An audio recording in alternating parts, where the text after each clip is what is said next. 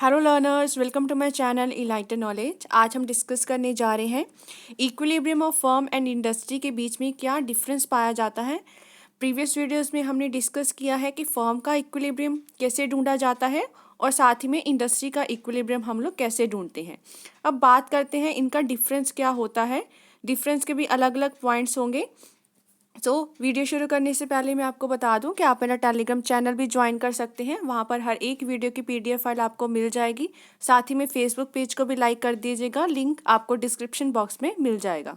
शुरू करते हैं आज की वीडियो को।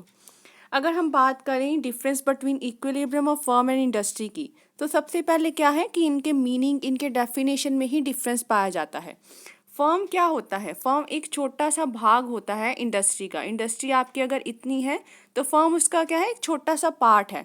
और वैसे ही फर्म के जो ग्रुप्स होते हैं, बहुत सारी फर्म्स को अगर हम लोग मिला दें तो वो क्या बनती है, एक इंडस्ट्री बन जाती है।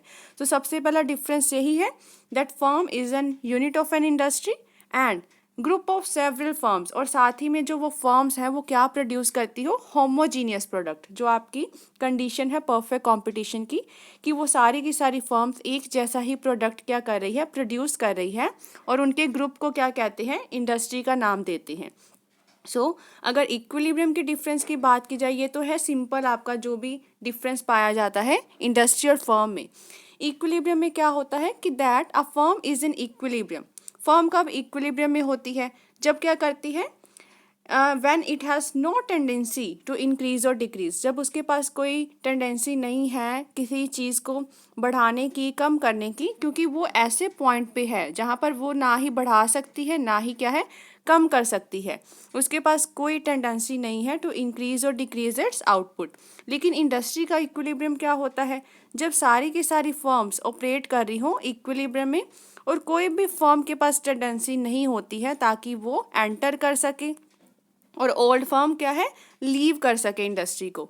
फर्म का इक्विलिब्रियम क्या था कि जब फर्म अपने आउटपुट को इंक्रीज या डिक्रीज नहीं कर सकती, वो जिस पॉइंट पे खड़ी है वहीं पर खड़ी रहेगी, दैट इज फर्म इक्विलिब्रियम।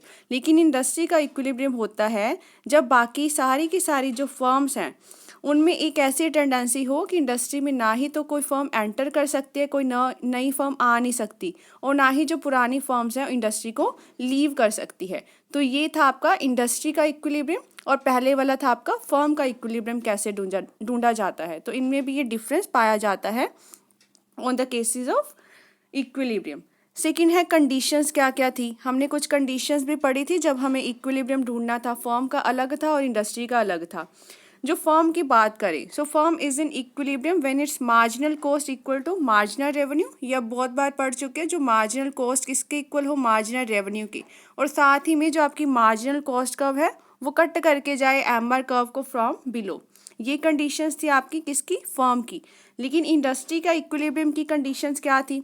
सबसे पहले इसकी कंडीशन थी कि सारी की सारी फर्म्स क्या होनी चाहिए, इक्विलिब्रियम में होनी चाहिए। क्योंकि इंडस्ट्री है ही क्या, वो बनी ही किससे है, ग्रुप ऑफ फर्म से।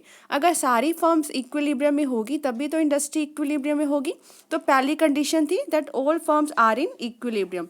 सेकेंड कंडीशन है that no new firm has any temptation, कि वही वाला पॉइंट कि कोई नई फर्म्स के पास इतनी टेम्पटेशन नहीं है, मतलब इनको अच्छा नहीं लग रहा कि हम लोग इंडस्ट्री में आए। क्यों ये ऐसा क्यों होता है? क्योंकि इंडस्ट्री में सबको क्या मिलते हैं, नॉर्मल प्रॉफिट्स मिलते हैं in the long run period. So no new firm has any temptation to enter the industry and no old firm has any desire to leave it. ना ही जो पुरानी वाली फर्म्स हैं वो लीव करेंगी इंडस्ट्री को, ना ही नई वाली फर्म्स क्या है, उनकी इच्छा होगी इंडस्ट्री में आने की।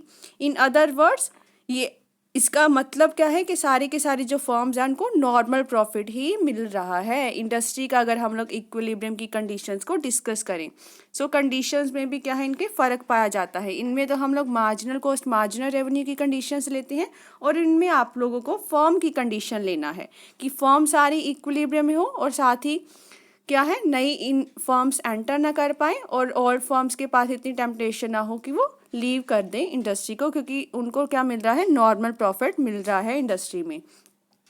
थर्ड और आपका लास्ट डिफरेंस है पीरियड ऑफ टाइम। मतलब पीरियड क्या है, from the point of view of time firms can be equilibrium. अब फर्म्स हमने पढ़ा भी था कि फर्म्स होती हैं जो, वो शॉर्ट रन पीरियड में भी इक्विलिब्रियम हो पाती है और long run period of time में भी, दोनों में इक्विलिब्रियम पर हो पाती है अगर उनकी वो कंडीशंस क्या है फुलफिल होती हैं। लेकिन इंडस्ट्री की बात की जाए तो जब मैंने आपको शॉर्ट रन पीरियड बताया था इंडस्ट्री का, तो हमने एक बात की थी कि short run period of time में बहुत रेयर केसेस होते हैं कि आपकी जो इंडस्ट्री है वो इक्विलिब्रियम में पाई जाए। क्यों? क्योंकि short run period of time में जो फर्म्स होती हैं उनको कभी कभी सुपर नॉर्मल प्रॉफिट भी मिलता है, नॉर्मल मिलता है, और उनको लॉस भी अक्कर करने पड़ सकते हैं। तो हम इक्विलिब्रियम पॉइंट को एज अ स्टेबिलिटी नहीं रख सकते, स्टेबल नहीं रख सकते, जिस वजह से इंडस्ट्री में मुश्किल हो जाता है शॉर्ट रन पीरियड में इक्विलिब्रियम पॉइंट को ढूंढ पाना। So industry will be in equilibrium only in the long period, सिर्फ और सिर्फ लंबे टाइम ऑफ पीरियड में ही इंडस्ट्री आपकी इक्विलिब्रियम पॉइंट पर होगी। बिकॉज ऑल पॉसिबल एडजस्टमेंट, क्योंकि हम लोग एडजस्टमेंट कर सकते हैं, इतना लंबा टाइम ऑफ पीरियड है, एडजस्टमेंट करके हम लोग क्या कर सकते हैं, उनका इक्विलिब्रियम पॉइंट को ढूंढ सकते हैं। Long run equilibrium of industry ज़्यादा स्टेबल है, क्योंकि शॉर्ट रन में हमें देखने को मिलता है कि डिमांड एंड सप्लाई इंडस्ट्री की बहुत जल्दी से चेंज होती रहती है। फर्म्स को भी कोई सुपर नॉर्मल मिल रहा है, कभी लॉस हो रहा है, जिस वजह से इंडस्ट्री का इक्विलिब्रियम पॉइंट ढूंढना बहुत मुश्किल हो जाता है। इसीलिए लॉन्ग रन पीरियड में हम लोग इंडस्ट्री की इक्विलिब्रियम को ढूंढ सकते हैं। और फर्म्स की अगर बात की जाए तो शॉर्ट रन में भी और लॉन्ग रन में भी फर्म्स को इक्विलिब्रियम पॉइंट ढूंढा जा सकता है। सो ये था आपका, क्योंकि स्टेबिलिटी नहीं होती है शॉर्ट रन में इंडस्ट्री को, और लॉन्ग रन में क्या होती है, स्टेबल हो जाते हैं। In short, an industry and a firm are in equilibrium when they have no tendency to change. तो शॉर्ट में अगर बात की जाए तो फर्म भी इंडस्ट्री भी इक्विलिब्रियम में कब होती है, जब उनके पास कोई इच्छा नहीं है, कोई टेंडेंसी नहीं है चेंज होने की एट दैट इक्विलिब्रियम पॉइंट, क्योंकि उनकी जो कंडीशंस हैं इक्विलिब्रियम की वो वहीं पॉइंट पे क्या होती हैं, फुलफिल होती हैं। इंडस्ट्री भी हो गई, फर्म भी हो गई, वो उन पॉइंट से हिलना नहीं चाहती है, अपने आउटपुट को इंक्रीज डिक्रीज नहीं करवाना चाहती है। सो दैट दोनों का इक्विलिब्रियम कहाँ होता है, when they have no tendency to change. So हमने पढ़ा है अब कि 3 डिफरेंसेस हो गए हैं इनके, तो आपको अच्छे से इनको ध्यान में रखना है जब आप कभी भी इक्विलिब्रियम पॉइंट ढूंढने की कोशिश करो फर्म और इंडस्ट्री की। आई होप आपको सारा का सारा ये समझ आ गया होगा।